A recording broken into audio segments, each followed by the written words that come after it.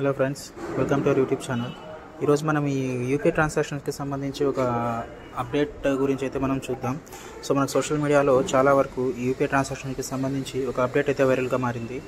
So దాని గురించి అయితే ఈరోజు మనం చూద్దాం.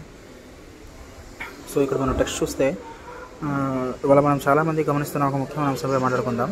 కొన్ని మీడియా కథనాల ప్రకారం ప్రభుత్వం 2000 కంటే ఎక్కువ విలువ గల యూపీఐ లావాదేవీలపై జీఎస్టీ విధించబోతుందనే వార్తలు అయితే ప్రచారం అవుతున్నాయి. సో అది ప్రభుత్వం ఏప్రిల్ 18, 2025 తేదీన ఈ వార్తలపై అయితే మనకి స్పష్టత అయితే ఇచ్చింది. ఇలాంటి కథనాలు పూర్తిగా తప్పుదారి పట్టించేలా ఉన్నవి మరియు ఎలాంటి ఆధారాలు లేని వార్తలు అని ఆర్థిక శాఖ స్పష్టమైతే చేసింది. సో ప్రస్తుతం ఇలాంటి ప్రతిపాదనలు ప్రభుత్వం దృష్టిలో లేదు అని ప్రకటించింది. ఇక మనం కొన్ని కీలకమైన విషయాలపై దృష్టి పెడదాం.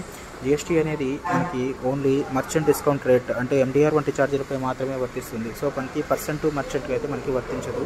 సో జనవరి 2020 నుంచే క్రెడిట్ కార్డ్ ద్వారా, డెబిట్ కార్డ్ ద్వారా వ్యక్తి నుండి వ్యాపారికి యూపీఐ లావాదేవీలపై ఎండిఆర్ తొలగించబడింది. సో అందువల్ల ఇప్పుడు ఎండిఆర్ లేదు అంటే దానిపై జీఎస్టీ కూడా లేనట్టే. సో ఇలాంటి పుకార్లు అయితే నమ్మొద్దు. సో ఇక మనం దీనిపై ఎటువంటి ఆందోళన అయితే మనం చెందాల్సిన అవసరం అయితే లేదు.